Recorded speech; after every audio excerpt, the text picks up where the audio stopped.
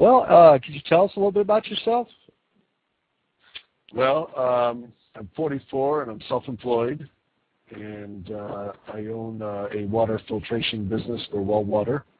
Build my own systems, engineer them here, and we ship them out over the internet and install them locally in Florida. I got 2 sons from a previous marriage, 13 years. I got a 20-year-old son and a 17-year-old, both boys. And I'm in a relationship now. My girlfriend Bonnie's. We've been together for about 10 years now. Yeah, Bonnie's one of our field investigators, as a matter of fact. Yes, she is. Yeah, she's a wonderful host too, by the way. She really cooks well. But yeah, that was not going to be my job, but I turned it over to her, I guess. She picked it up. Yeah, thanks again, Bonnie. That was really good food there. Anyway, we had been talking about your abduction experiences during our investigation, and you've had a number of really amazing stories you shared with us. And you mind telling the audience any of it tonight? Sure. Well, it all started back in about 1994. I'm not really good with dates. I never wrote down the exact months. I know the years that some of these things happened, but the dates, I never wrote them down for whatever reason. And still, when things happen today, I still, with the exception for the last couple of years, I write things down for the dates, but never been really good with dates. So, but in 1994, my property is hunting property, and we have a cabin out there that we built on it's 50 acres. And it's actually in the middle of, I don't want to tell exactly where it's at because, you know. Oh, no, you shouldn't divulge that to begin with. No, because it's, you know, it's open land. You know, everybody's got our stuff out there, and we got cabins out there. But it's basically, it's surrounded completely by federal management area for wilderness area. And it's actually located by Cedar Key, real close to Cedar Key. And I got 50 acres in the middle of probably about 200,000 acres that are all owned by individual owners. And then there's we got lock fences out front, your typical gates you see when you drive by, you know, owned property.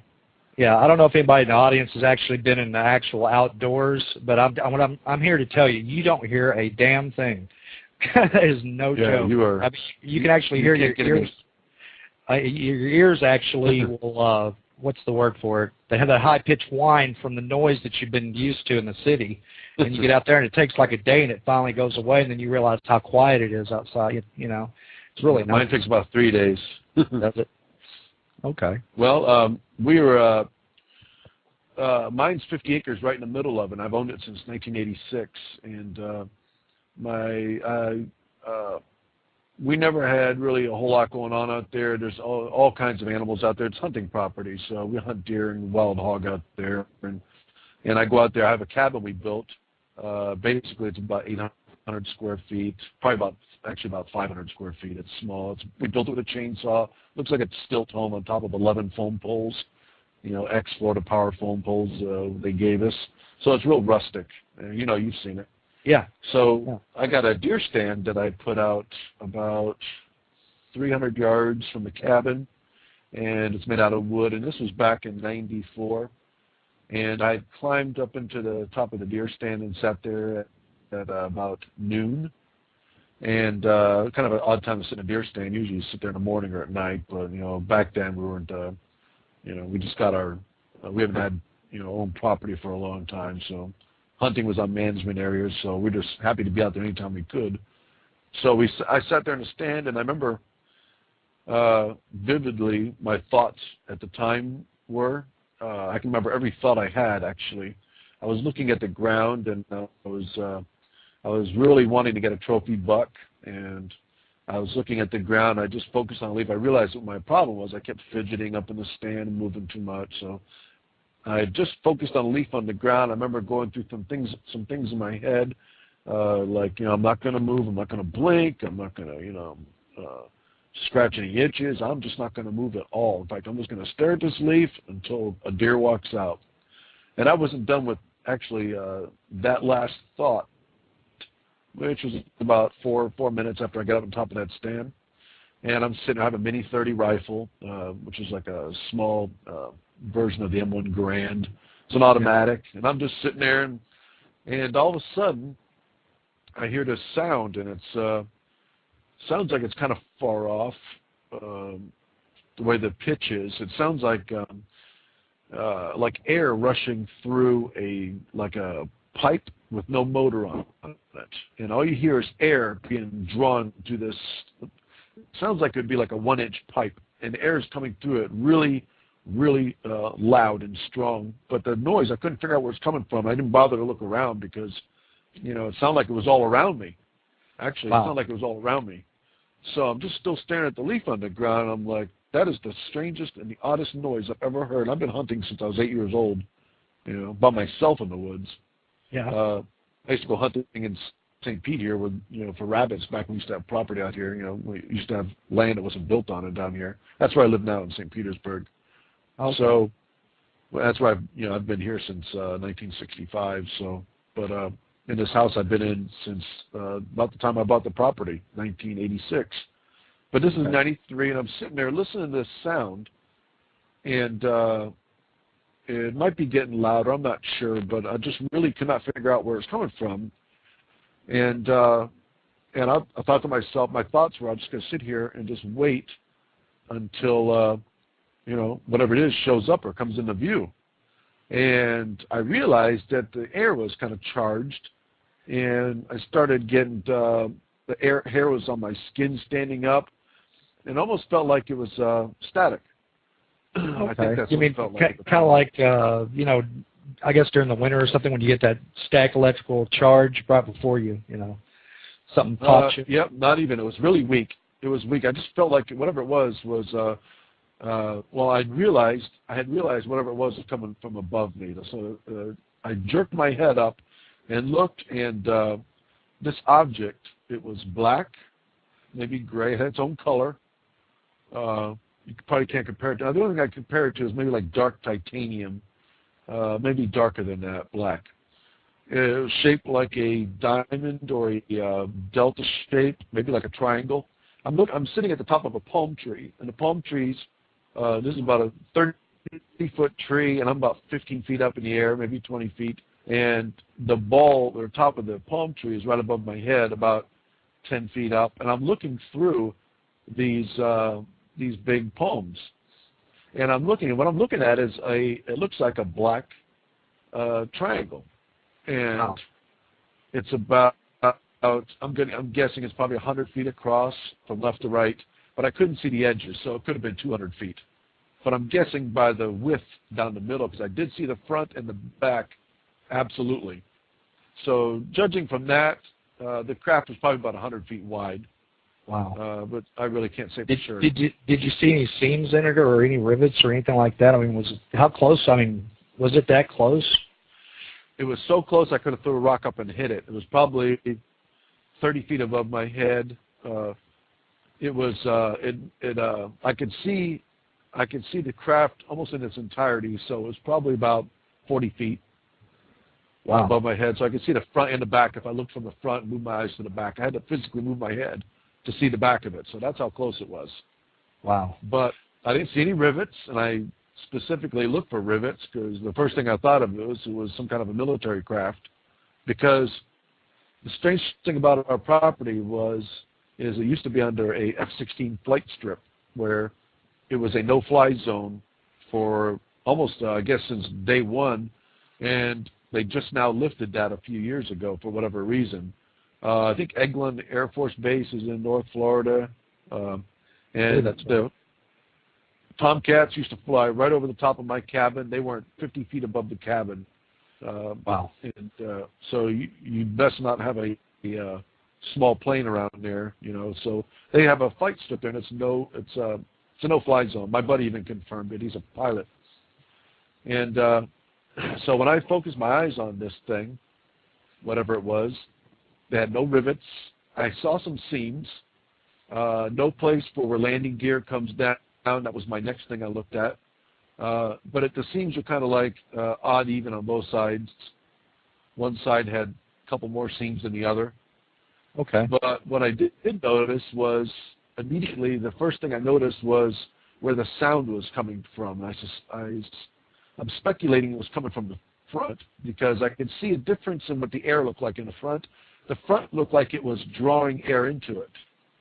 And the front kind of looked like the mouth on a stingray. Have you ever seen that? Yeah. It was the front of it was missing, and the air was like getting hazy in front and collapsing in, and I suspect that's where the air was. That loud sucking sound.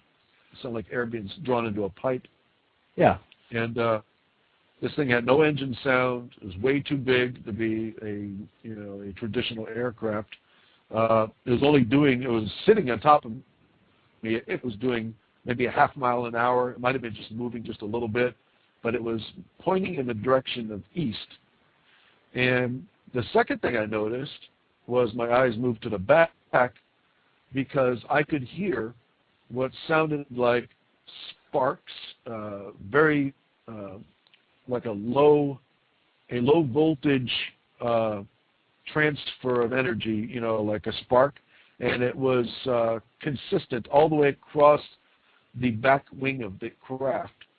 It reminded me of almost like Christmas tinsel. You see on a tree that tinsel you put on there that's chrome. Yeah. And it was all along the edge, and it was probably, God, it's going back so many years now, I'm trying to remember, but maybe the sparks were about as wide as your fist, but it was all the way along the back.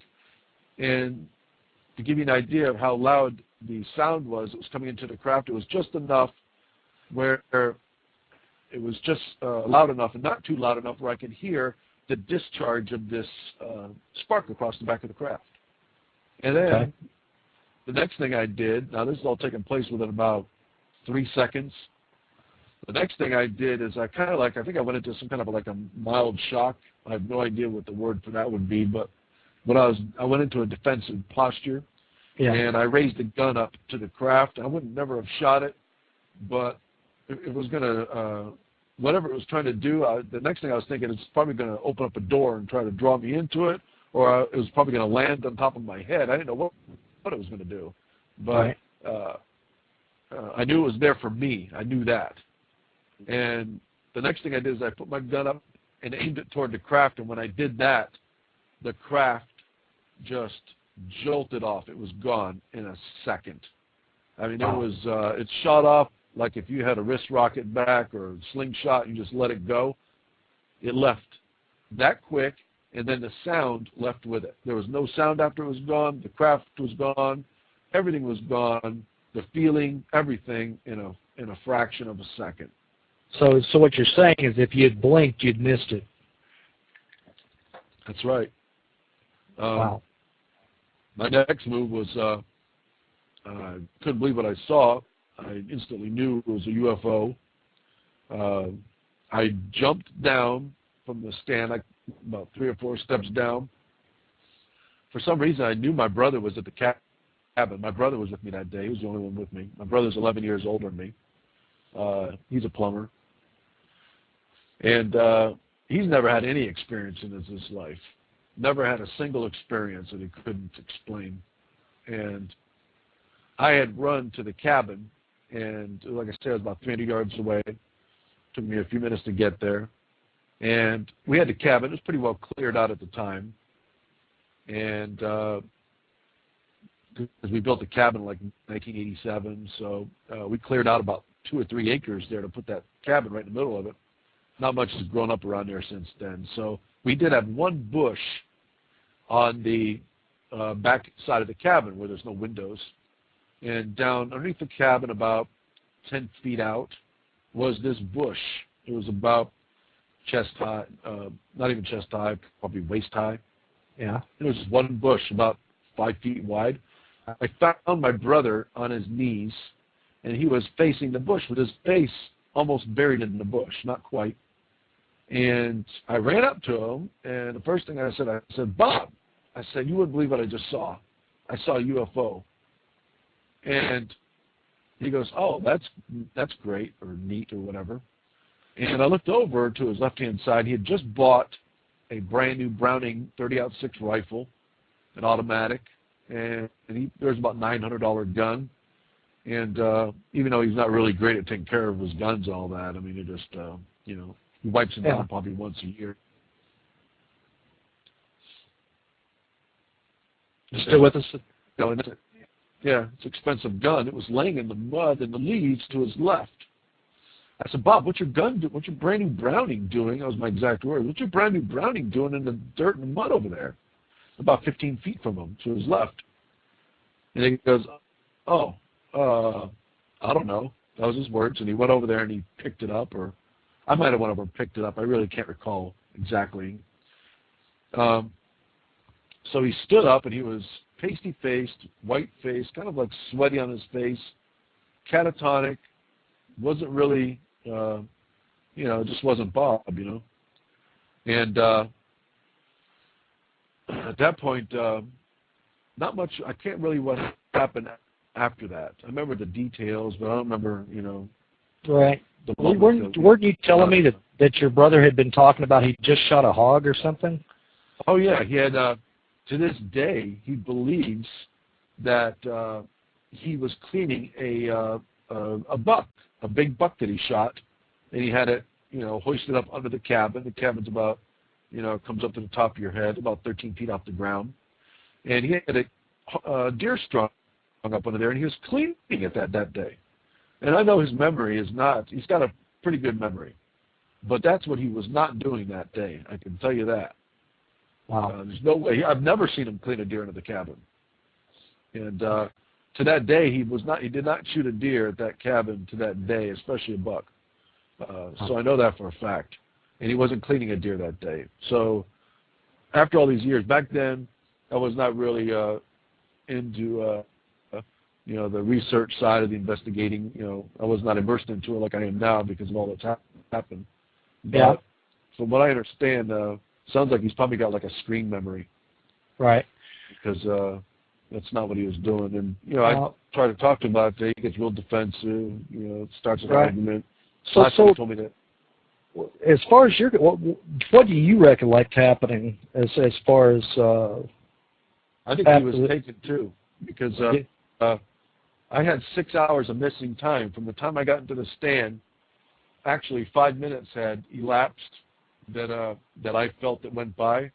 Yeah. And when I looked at my watch, I sat in the stand. I said, okay, it's 12:05, and I sat in the stand. And when I got to my brother, it was 6 p.m. So 6 hours had elapsed, and it was already time to go home. Man.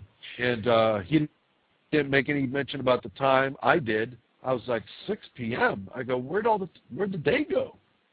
And he was out of it. He wasn't talking about it. So that was your first. Oh, I'm sorry. I was going to ask you, did you actually ever remember any part of the experiences or anything during that missing time? I remember nothing from that day as far as ETs go. Or all I remember is what I told you there. I've had flashbacks since later on in my story, if we get to it, when I came face to face to him. After that, I've had flashbacks, all kinds of flashbacks. Okay. You know, if some of them are real flashbacks, you know, where they're, you know, contrived in your left hand side of your brain, but you know, I don't know if those are worth talking about because those aren't even, you know, they're not even stories, or not even, I can't even account for them. It's you know, it's like telling somebody your dream. You know. Right. So, but okay. But what was your next experience? The next night. Yeah. The next experience was the day after. Oh, wow. And that was all the way down in St. Petersburg, 130 miles south of my property. The next day, nothing happened, but at that night, my wife and I were in bed, which is my ex-wife, and our bed was up against the wall, and the window happened to be open that day. We have a single floor platform. Yeah. And the window was open next to we live on a busy street. It's 4 lanes of asphalt. And we were awakened at 4:20 in the morning by a really loud oscillating sound. You sent me a wave file, I think, of what you experienced before, and the sound like similar to that. That's yeah, very close to. Yeah, see, the only problem with the wave file that I can't reproduce how deep the actual noise is. I don't know if there's any speakers to reproduce it. I think you're right on it, but mine was deeper. And it Yeah. sounded like, I want to say an air conditioner. It sounded like a big commercial air conditioner with a fan blade missing, and it's kind of out of balance. That's what it sounds like to me. Yeah. And it was a frightening sound. It woke us both up instantly. We both sat right up on our knees, looked out the window, and we witnessed immediately, sitting 2 feet off the ground, was this huge orange sphere that looked like, just like looking like you see the sun through special glasses. It didn't even look like sunspots on there, if I remember right. But it was the same color as looking at the sun through sunglasses, like a 10 in the morning sun. That's what it looked like. Actually, you know, the sun. Actually, the sun rising. That's what it looked like, or a sunset. It was right in our front yard. It was looked like a solid mass, and it made that horrific sound. The sound didn't really match the craft. It looks like it was trying to accomplish something. I don't know if it was trying to change into something or what, but it was sitting there just oscillating 2 feet off the ground, and it was about 9-10 feet wide. I don't know if it was getting bigger or smaller. It's probably staying the same, but we watched it for an incredible 40 minutes. 30 to 40 minutes. It was about 40 minutes. Well, I have a question. When you were looking at this craft that was sitting out in front of your yard, or whatever it is, did you actually notice anything going on around you as far as the environment or the atmosphere or how the air felt? Or I didn't like notice that? anything. Nothing. Back then, I had a real closed mind. I didn't believe in any of this stuff. I thought people were getting abducted, where that was all poppycock. I knew UFOs were out there. I can't deny that. Anybody who doesn't believe that has got their head in the sand. But the question is, we know we're here. What are they doing here? But back then, I didn't believe that. You know, maybe some people were getting abducted, but not as many people say they were. You know, I just didn't believe in it. But for the mere fact that this thing was sitting in my front yard, I live on a busy street. Even at 4 in the morning, cars drive by. Back then, not so prevalent, but today, all these years later, it's gotten quite busier. You know, and at 4 o'clock in the morning, cars drive by. They come home from the bars and stuff. About one car every 5 minutes or so. Nothing drove by for that entire time that I can remember. That was kind of odd, but we were just not saying a word. We're just looking at it. We weren't talking. Then all of a sudden, it just lifted up and started moving off the property. It started going around a bush. Then it started going over the 4-lane road. Then it started lifting up, started getting higher and higher. It went over a insurance agency, because, you know, it's like half commercial here. Yeah. And it lifted over their place, and it just took forever for it to start getting altitude. And it's almost like something was wrong with it, and it was trying to do something. And I can't imagine the purpose of it sitting there for that long. And then it went over the telephone, you know, the big lights on 4th Street North, which is a big thoroughfare. It's like 8 lanes, at least 8 lanes, not more, 10. It's one of the biggest streets going through St. Petersburg, Florida. And after about 30 minutes, it looked like a star over Sarasota. That's how far away it was. And at that point, I remember Colleen turned to me and she said, I won't say her exact words, but she goes, "What in the F did you bring home to our family from that property?" And I was like, "I don't know, Colleen." I said, "I don't know what's going on." And that was all we said, and we just went back to bed. I don't remember getting up and walking around looking for a camera. I never went to get a camera. Didn't call 911. It was the strangest thing. We went back to bed, and we didn't even talk about it the next day, if I remember right. We didn't talk about it.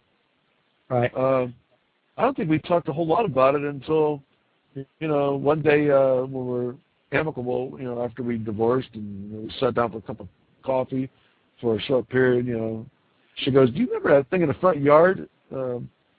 She goes, "Back in '93. She goes, "What was that?"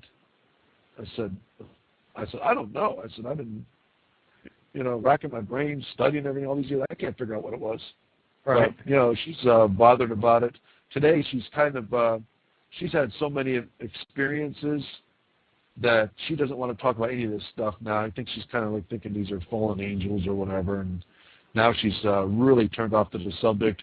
My older son, who lives over there half the time, he doesn't, he's into all this, and she never wants to talk to him about any of it.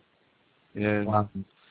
she even saw one day on the way to work, right about the time that we saw these, I don't know if it was related or what, but she saw this UFO going at 4 o'clock in the morning when she was going to her job as a waitress, and she was going down to, the south side of town, and she saw this huge UFO, and I think other people saw it too, and I think it was even in a paper, but I didn't find out about it until a couple months later after she saw it, but, we're separated time, but it was, supposedly came over the interstate where she was, but she's had, other experiences since then, spirits and, Okay.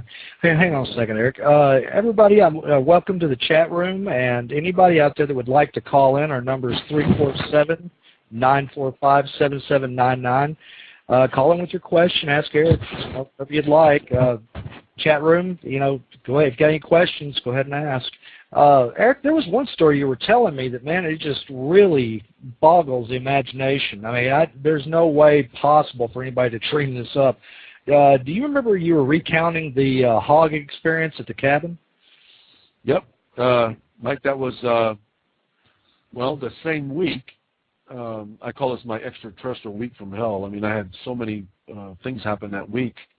That very same week, it was Friday, and I got this, the first time ever, I got what it feels like a telepathic message.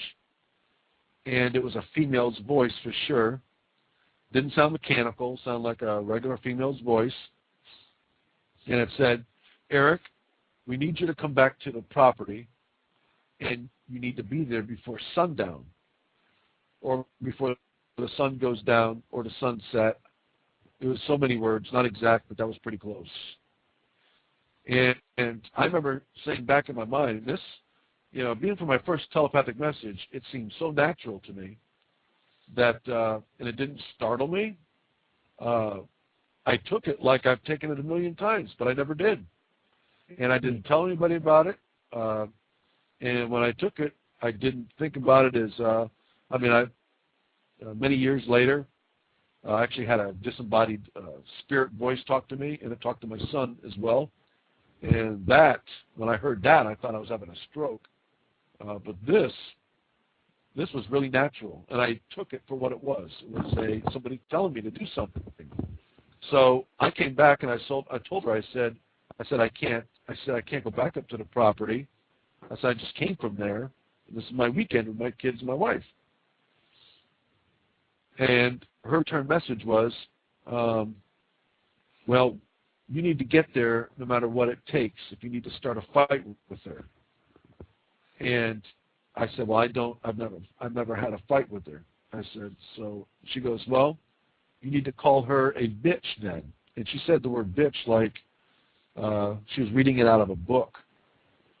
Like she probably said it, once in her life or never. It was the first time saying that word, which really struck me when I heard that. That's what I thought at the time. I was like, that's odd. And I didn't say to myself, who am I talking to? I didn't ask who I was talking to. It was almost like it was, some delegation of authority that, I've taken a million times before. Almost like if you're a policeman taking a call over a radio and just going and doing a job. Wow. And it was really strange. I look back on it. I was like, I don't know. But so I had a mission to go on, and I had to leave. And I started a fight with her, and she wouldn't want me to go up to the property. She's like, well, what about your kids this weekend? And I ended up, as a last resort, I ended up calling her a bitch, and I ended up, not sleeping there that night. I'm getting in my pickup truck. I had a brand new 94 Sonoma. I left with my white T-shirt on, pair of jeans, and my gun, and I drove straight up US 19, and for somehow I knew exactly how fast I needed to drive to get there before the sun went down. I drove at like 96 miles an hour, straight up 19, which people, if anybody's listening to this, knows that area, would think that's impossible. I mean, it's like 12 lanes, and there's, you know, a police officer about every 10 blocks, and especially during rush hour, I hardly saw any traffic when I was driving. I saw, for a Friday night rush hour, I saw cars pull up to the red light. They're pulling up before the red light, way before it. It was really odd. And I didn't think much of it at the time. I don't know, probably because I was a younger man, but, you know, didn't put two and two together and connect the dots like I would have today. But I got to the property with time to spare. And I made it there in like an hour and a half, and it's a 3.5 hour trip, 4 hour trip going up 19 usually. And 19 was the only way to get there back then. It was anywhere near, effective for getting there. Right. Without taking the interstate. So I walked up the pathway to the cabin, parked my truck, took my gun, and I got halfway up the pathway, and I could hear underneath the feeder. We have a feeder that's in front of the cabin that's on the opposite side of the cabin. It's about another 40 yards out. You've seen it out there. Yeah. And that feeder had brought these hogs around, these wild boars, and there's about 40 of them there. And I could hear them fighting and, you know, making their sounds. And I was like, oh, that's good. I'm going to get myself a hog the first 5 minutes here. That never happens. I walked up the stairs to my cabin, puts me in a full view of the feeder, took a shot at the biggest one, dropped it right there. The hogs all ran away, and I went down there and grabbed it by its two back legs, my gun, my other hand, and I dragged this 275-pound boar hog back to the cabin, 2 seconds flat, right up the stairs I went with it, which is really unusual. Why would you clean a hog, you know, up on those drag up the stairs and clean it on the wood porch up there? We got no running water, no electricity there. It's way out in the middle of nowhere. And I remember cutting the back straps out of it, turn around, I put it in my big cooler there, had filled with crushed ice, put all the meat inside of these plastic bags, and that's all I was going to clean out of the hog. You know, in a wild pig, there's not a whole lot of meat on there. I could have worked harder at it, but for some reason I didn't. So I dragged it back down the stairs. Plus, it was more of a wild one. It had the black, wiry hair, and, you know, it's just not, you know, not your favorite type of pig when you shoot one, you know. So I dragged it down the trail, and I went about 30 yards out, and I just dragged it off the trail so it wouldn't be out in the open there. And I just dragged it about 5 feet back inside the woods and left it. By the time I got to the bottom of the stairs, 30 yards away, right around there, I could hear the wild hogs munching on that hog, breaking its bones and eating it. And that's not uncommon for hogs. They are meat eaters. But, they found it before I got to the cabin steps, which, you know, took me all of 5 seconds to get there. And I thought, at that point I was thinking, now this is really getting weird. Something's not right here. And then my next thought was, these hogs are out for blood, and if I break my leg out here or fall and hurt myself, they're going to end up eating me. Yeah. Which could very well happen. So that's not a pleasant thought. So I went back up the stairs. I got to the top of the stairs, and here comes this 150-pounder, pretty good size, and he's like a brown-colored hog with brown eyes. I'll never forget the eyes. They look different than a regular hog, like big brown human eyes. And he was looking up at me, and he was snorting. And let me tell you, that doesn't happen. Maybe if it was a escaped farm pig or something, but these are wild hogs. And, right. So they're pretty skittish. They're pretty skittish. They don't tend to stay around people whatsoever. Oh yeah, you can hunt for 30 years, and if you're not a good hunter, you won't get one. So I could have got 2 of them right there. And, that's not so unusual. Maybe the smell of blood was getting more excited, But he was just standing there, and I was like, shoo, go away. I don't want to shoot another one. Plus, I just thought it was kind of weird, he's being up so close to me like that. And, he was snoring, but he had that big eye, just had his head tilted, and he was making eye contact with me, just looking right at me. And that was just really freaking me out. So he finally moseyed off, and then, strangely enough, all the hogs came back out again. The feeder was filled with all those hogs, and I did have a camera with me, and it was one of those really cheap cameras. Back then, I was not into photography. Well, I had a camera, but not a good one at the cabin. It's a plastic one, the kind you bring to the photo mat. Right. And, it's like an $8 camera. And I took some pictures of the hogs, and I had them for years. But going through the divorce, they got, thrown away, I guess. But I looked everywhere for them. Those pictures, I'll never forget, are weird. They look like hogs, but then they don't. They look like black masses. If you showed them to somebody, they probably wouldn't be able to identify them as a hog. But it could be a characteristic of the cheap, grainy 400 speed. Yeah, the 400 speed film they put in the cameras. So what kind of day was this? Now this was when the sun was just going down. Okay, so you could actually still see pretty well. Yep, that was the last bit of light. I had about less than 30 minutes to spare when I got there. So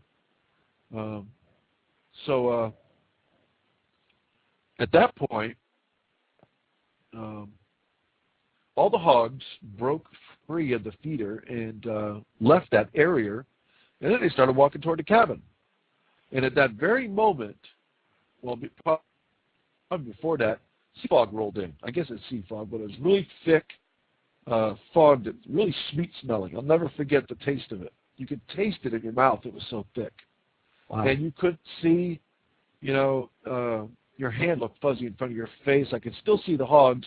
They were walking down the trail. The fog had evidently, legitimizing it back then, the fog had confused the hogs maybe, and now they just decided to start walking, and they realized they're walking underneath my cabin. Okay. But, if that's what happened.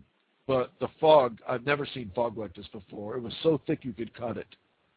And the hogs were underneath the cabin, and then they started rubbing themselves on the cabin. The cabin was swaying back and forth, and I'm like, well, that's really odd, It's like every possible memory you could think of, or not memory, but even possible scenario, was there all wrapped up into one night, like a lifetime full of, it was almost like somebody was trying to keep me busy. Right. And with all these visual things, And so they were underneath the cabin, and they were grinding themselves on the poles, which is not unusual either, because, they try to get ticks off them and stuff. And so they do, rub their bodies on trees and stuff. But they haven't done it since, and they've never done it before. And the mud from that night, from their bodies, was on those poles for about a decade. Huh. Before it finally went away. So I know it was an actual event. Okay. But they've never done it before, never done it after. Very strange. Really strange is dragging that hog up those stairs with one hand without any help, and how easy it was for me to do it. And, just everything had little, it's almost like Alice in Wonderland, little glitches that didn't quite fit, Right. Oh, I got a question for you, man. Those stairs you drug it up, how steep were they? I mean, were they easy to navigate, or? Well, they're made out of wood, and they're about as steep as the type you see in, if you were to drag one of those metal staircases through Lowe's or Home Depot and go to the next step.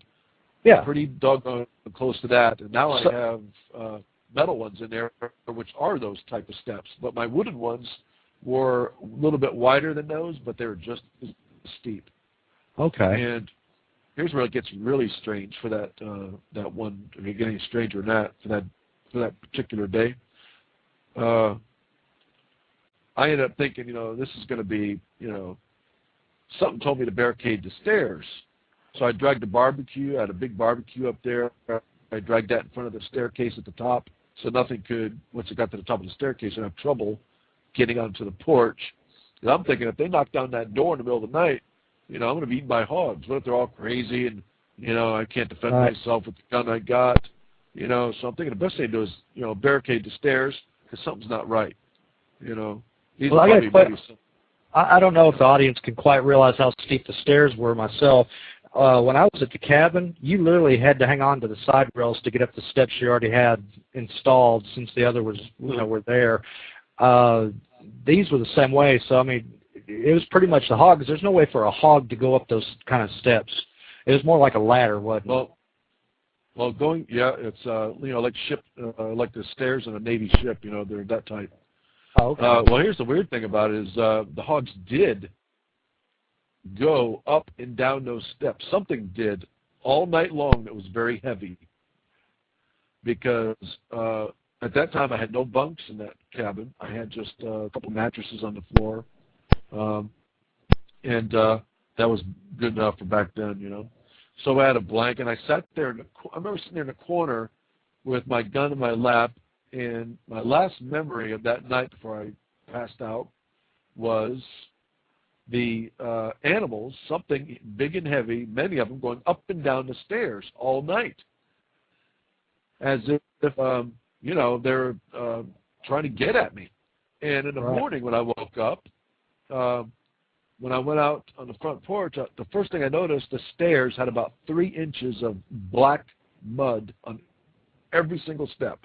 It was just like somebody poured it like concrete up and down the steps, thousands of prints in the mud up and down. And why? I never looked at the prints to see exactly what the animals were.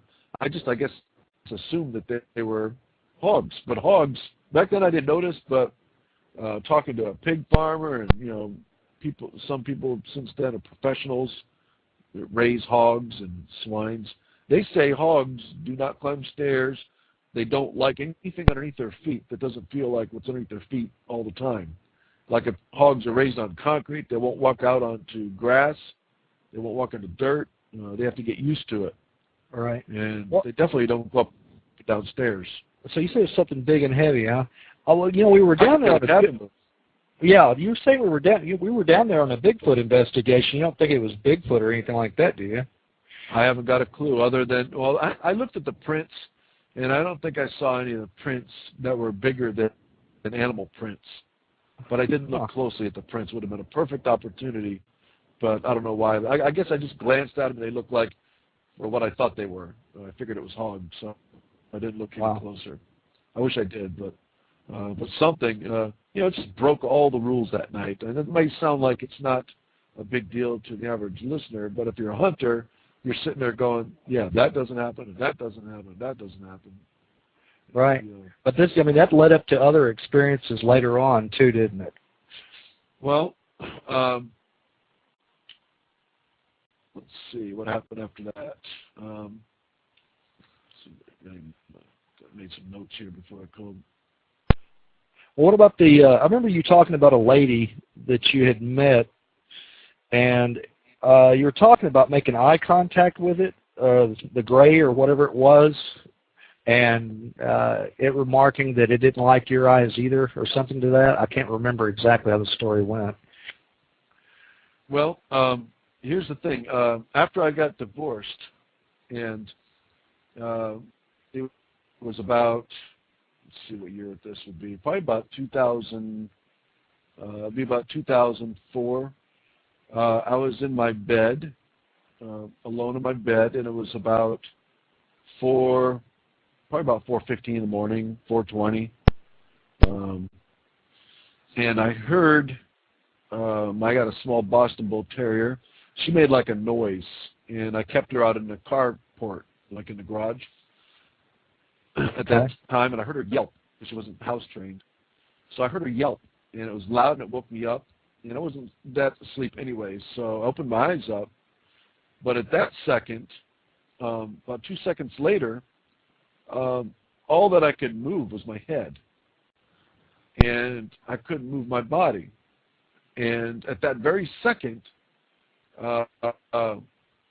these your typical stereotype grays came right through the walls. Sounds like an impossibility, but I saw it happen with my own eyes, and they just came right through the walls, just like they're walking through a door. And it came through it came through the wall where it was inside the house, and then go through my entertainment center. I have an entertainment center at the time, and 3 of them came through the door that was closed. They assembled in front of my bed, 2 on the left, the female one at the foot of my bed on the right, and then on the right side of my bed was 3 more. One of them was really tall next to my bed, next to me, as closest to me. He wasn't really tall. He was about 5 feet. And the other ones are about 3.5 feet tall. The tall one bent down, was looking into my eyes. Before he did that, the female one, I could tell with the telepathy that was going. Now this is another episode of telepathy, and it just felt as normal as me talking to you right now. In fact, it felt more normal than talking over Skype, because it's my first time talking on Skype. Well, yeah. Actually, it's more normal. Yeah, so that's some of the experiences I've had too. I mean, it's just clear as a bell. It's like you're actually having a conversation with your mouth. There's like 1,000 bits of information added to every sentence that you wouldn't get with speaking. It's like you can understand talking to a person for the first time. You can understand their personality, their sense of humor. There's like extra information with every word that comes across. It's a lot more colorful than talking. Right. It's almost like you're handicapped when you're with speaking language. But with telepathy, not that I've done it outside of this relationship with these entities, but she goes. She said these words. I'll never forget it. She goes, Eric. She goes, well, Eric. She goes, well, we finally meet. And what she meant by that was, if it was just me talking to somebody or her talking out loud, you would just get that would be the first contact. But when she said that, she's talking to my consciousness that is, cognizant of what's going on, not the catatonic one that she normally speaks to. And I knew that when she said it. I knew it instantly. Okay. And I was like, and she's, in other words, she's talking to an Eric she doesn't know. Or maybe, wanted to know, but, she's only been used to talking to the one that's, I guess, when they put you out halfway and you know what's going on, it's almost like when you're in a drunken stupor, she just, that was my impression I got from her. And then the tall one bent over, he's looking into my eyes, and he ended up shoving some kind of I didn't see what it looked like. All I saw was a shiny, it probably looked like a shoehorn type of instrument. Put it right down my throat, and at the very instant that happened, my lungs inflated, almost at a point like it was elastic, like my chest was going to explode. Wow. And I think he did it 3 times. He did it. It was harder. My chest blew up bigger than you could ever imagine your chest expanding to. And when it blew out, I could actually see, your saliva come out, aspirated. That's how hard it came out. Mm-hmm. And I could see him step to the side each time I did it. And I've never heard of anybody having an experience like that except for one. And it was on a video that I rented, I think up off of Netflix or whatever, but it was some alien abduction video that I watched recently. And there's a girl named Kelly on there from Australia, and she was talking about all her abduction scenarios, and she goes, well, there's one other one that I never talk about, but I think it was just a dream. And she goes on to talk about her chest was expanded like elastic, and I was like, holy.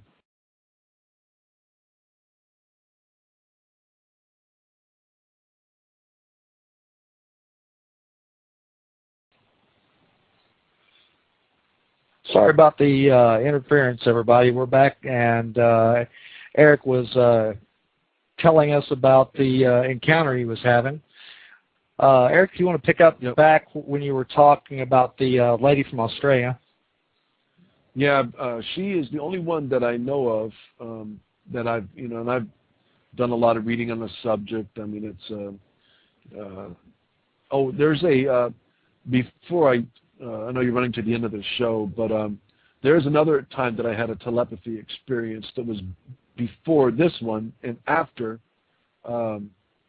after the incident in the woods, you know, the latter part of the one with the that whole week there when that was up, is about 2003. I got a telepath that I need to go to Cedar Key Bridge, which is a little bridge out there on the Gulf that's in the middle of nowhere, and you can see the sky really good. And it said, I think it told me to bring Bonnie and my kids. We went out there, and it said be there at 10:30 at night. And I got there, and when we got there, we were just treated to some UFO show. I'll tell you, they were going across the sky back and forth. And I brought 2 video cameras, never thought to pick one up. Not until the very end. I got about 5 minutes of footage. This is the same night where a lady called in who lives in California that filmed UFOs out over the ocean. And when I watched it on CNN, I was watching the lights going back and forth, you know, at you know, impossible speeds. That's what we saw. And I had this, I didn't get a telepathic message, but I got like an intuition that they're going to come and it's time for contact, physical contact. Right. Some of us there, my kids, Bonnie, we all remember it differently, but the way I remember it is the last portion of it, the craft looked like it was coming toward us at this point. And something told me it was a big black triangular object. I couldn't exactly see it, but you could see the light. You still with us, Eric? Thousands of miles an hour, and it looked like it was so far away. It was on the edge, probably in California. Who knows? It was in that direction. I don't know if you could see that far on the horizon, but whatever it was coming toward us fast, and it took a while on its way to get to where we're at. At that point, I said, "Guys, prepare. We're gonna have contact."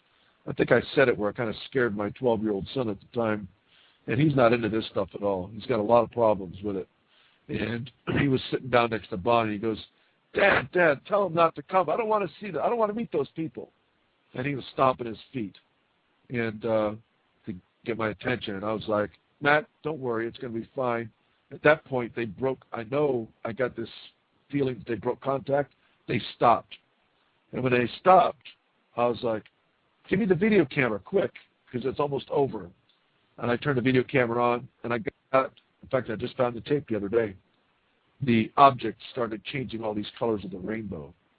And all these different colors. It looked like a kaleidoscope thing, you know, when you're looking at it through there. I zoomed in on it with a pretty good zoom. Can't see the object, but you can see this object turn into these incredible colors, probably like 6, 7 different colors. I've only watched the video like 2 or 3 times when I first got it. My brother looked at it and said, oh, that's a UFO. What's that? It doesn't show anything. All it shows is a big light over the water and it's changing colors. You don't know what that is. So I kind of got discouraged. I think at the time I was going to upload it or send it out and have it transferred to because it's on tape, 8mm. Yeah.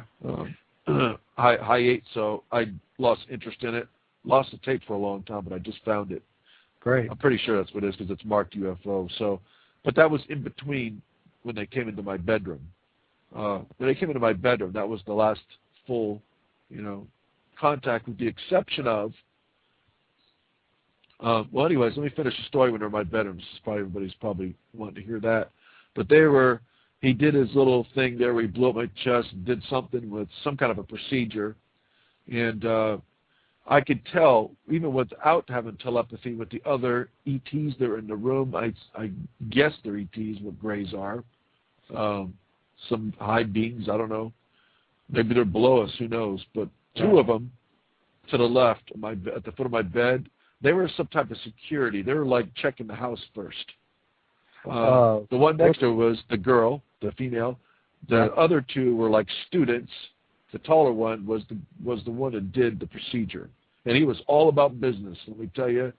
The rest of them seemed like normal humans. The feeling I could get, it's kind of like a telepathy, kind of like when you have it, it almost like, your brain kind of like overflows a little bit, and you can get it's almost like you can, read the book, by not opening up the cover. Right. And that's what you get from the other hosts that were there. stilt home on top of 11 foam poles, ex-Florida Power foam poles they gave us. So it's real rustic. You've seen it. Yeah. So yeah. I got a deer stand that I put out about 300 yards from the cabin, and it's made out of wood, and this was back in '94. And I climbed up into the top of the deer stand and sat there at about noon.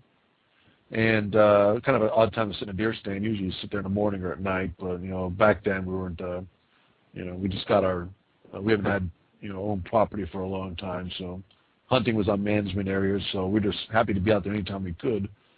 So I sat there in the stand, and I remember vividly my thoughts at the time were. I can remember every thought I had. Actually, I was looking at the ground, and I was really wanting to get a trophy buck, and I was looking at the ground. I just focused on a leaf. I realized what my problem was. I kept fidgeting up in the stand and moving too much. So I just focused on a leaf on the ground. I remember going through some things in my head, like I'm not going to move. I'm not going to blink. I'm not going to keep. And I got 50 acres in the middle of probably about 200,000 acres that are all owned by individual owners, and then there's we got lock fences out front, your typical gates you see when you drive by, owned property. Yeah, I don't know if anybody in the audience has actually been in the actual outdoors, but I'm here to tell you, you don't hear a damn thing. That is no joke. You are. I mean, you can actually hear your ears. Your ears actually will. What's the word for it? They have that high-pitched whine from the noise that you've been used to in the city. And you get out there, and it takes like a day, and it finally goes away, and then you realize how quiet it is outside. It's really nice. Mine takes about 3 days. Does it?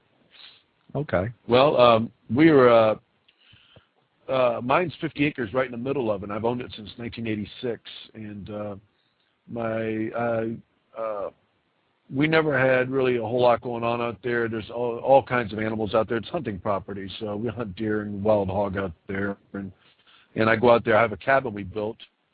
Basically, it's about 800 square feet, probably about 500 square feet. It's small. We built it with a chainsaw.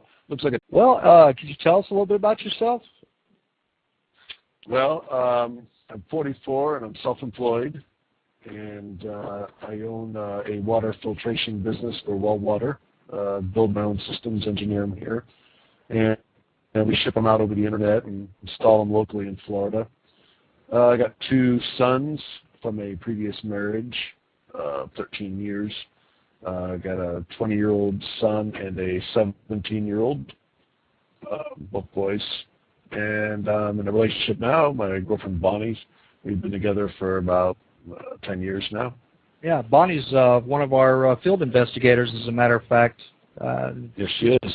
Yeah, she's a wonderful host, too, by the way. She really cooks well. But yeah, that was not going to be my job, but I turned it over to her, I guess. She picked it up. Yeah, thanks again, Bonnie. That was really good food there. Anyway, we've been talking about your abduction experiences during our investigation, and you've had a number of really amazing stories you shared with us. And you mind telling the audience any of it tonight? Sure.